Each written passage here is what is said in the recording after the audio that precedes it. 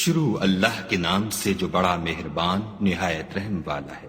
اور جب ہم کوئی آیت کسی آیت کی جگہ بدل دیتے ہیں اور خدا جو کچھ نازل فرماتا ہے اسے خوب جانتا ہے، تو کافر کہتے ہیں کہ تم تو یوں ہی اپنی طرف سے بنا لاتے ہو، حقیقت یہ ہے کہ ان میں اکثر نادان ہیں۔ کہہ دو کہ اس کو روح القدس تمہارے پروردگار کی طرف سے سچائی کے ساتھ لے کر نازل ہوئے ہیں، تاکہ یہ قرآن مومنوں کو ثابت قدم رکھے، اور حکم ماننے والوں کے لیے تو یہ ہدایت اور بشارت ہے۔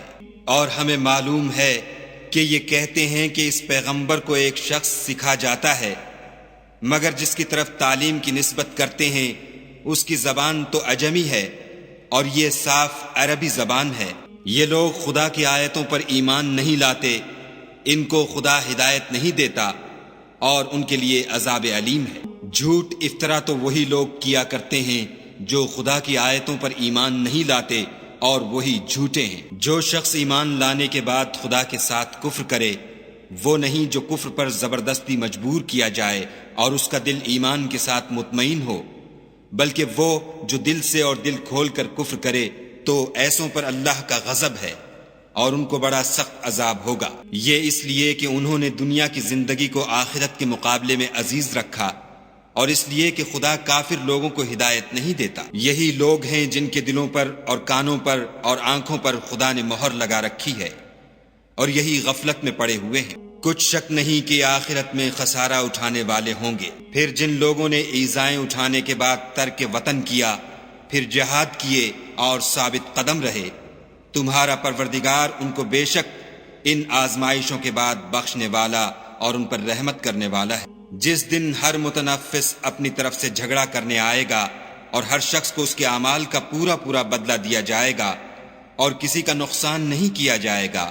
اور خدا ایک ایسی بستی کی مثال بیان فرماتا ہے کہ ہر طرح امن چین سے بستی تھی، ہر طرف سے رزق با فراغت چلا آتا تھا، مگر ان لوگوں نے خدا کی نعمتوں کی ناشکری کی تو خدا نے ان کے اعمال کے سبب ان کو بھوک اور خوف کا لباس پہنا کر ناشکری کا مزہ چکھا دیا۔ اور ان کے پاس انہی میں سے ایک پیغمبر آیا تو انہوں نے اس کو جھٹلایا، سو ان کو عذاب نے آ پکڑا اور وہ ظالم تھے۔ بس خدا نے جو تم کو حلال طیب رزق دیا ہے اسے کھاؤ اور اللہ کی نعمتوں کا شکر کرو اگر اسی کی عبادت کرتے ہو۔ اس نے تم پر مردار اور لہو اور سور کا گوشت حرام کر دیا ہے، اور جس چیز پر خدا کے سوا کسی اور کا نام پکارا جائے اس کو بھی۔ ہاں اگر کوئی ناچار ہو جائے تو بشرطے کہ گناہ کرنے والا نہ ہو اور نہ حد سے نکلنے والا، تو خدا بخشنے والا مہربان ہے۔ اور یوں ہی جھوٹ جو تمہاری زبان پر آ جائے مت کہہ دیا کرو کہ یہ حلال ہے اور یہ حرام ہے، کہ خدا پر جھوٹ بہتان باندھنے لگو۔ جو لوگ خدا پر جھوٹ بہتان باندھتے ہیں ان کا بھلا نہیں ہوگا۔ جھوٹ کا فائدہ تو تھوڑا سا ہے مگر اس کے بدلے ان کو عذاب علیم بہت ہوگا۔ اور جو چیزیں ہم تم سے پہلے بیان کر چکے ہیں وہ ہم نے یہودیوں پر حرام کر دی تھیں، اور ہم نے ان پر کچھ ظلم نہیں کیا بلکہ وہی اپنے آپ پر ظلم کرتے تھے۔ پھر جن لوگوں نے نادانی سے برا کام کیا پھر اس کے بعد توبہ کی اور نیکوکار ہو گئے تو تمہارا پروردگار ان کو توبہ کرنے اور نیکوکار ہو جانے کے بعد بخشنے والا اور ان پر رحمت کرنے والا ہے۔ بے شک ابراہیم لوگوں کے امام اور خدا کے فرما بردار تھے، جو ایک طرف کے ہو رہے تھے اور مشرکوں میں سے نہ تھے۔ اس کی نعمتوں کے شکر گزار تھے۔ خدا نے ان کو برگزیدہ کیا تھا اور اپنی سیدھی راہ پر چلایا تھا، اور ہم نے ان کو دنیا میں بھی خوبی دی تھی اور آخرت میں بھی نیک لوگوں میں ہوں گے۔ پھر ہم نے تمہاری طرف وحی بھیجی کہ دین ابراہیم کی پیروی اختیار کرو، جو ایک طرف کے ہو رہے تھے اور مشرکوں میں سے نہ تھے۔ ہفتے کا دن تو انہی لوگوں کے لیے مقرر کیا گیا تھا جنہوں نے اس میں اختلاف کیا، اور تمہارا پروردگار قیامت کے دن ان میں ان باتوں کا فیصلہ کر دے گا جن میں وہ اختلاف کرتے تھے۔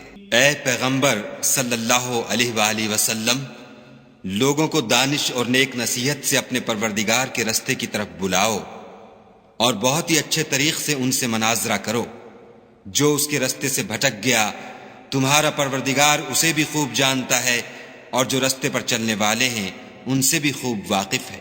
اور اگر تم ان کو تکلیف دینی چاہو تو اتنی ہی دو جتنی تکلیف تم کو ان سے پہنچی، اور اگر صبر کرو تو وہ صبر کرنے والوں کے لیے بہت اچھا ہے، اور صبر ہی کرو، اور تمہارا صبر بھی خدا ہی کی مدد سے ہے، اور ان کے بارے میں غم نہ کرو، اور جو یہ بد اندیشی کرتے ہیں اس سے تنگ دل نہ ہو۔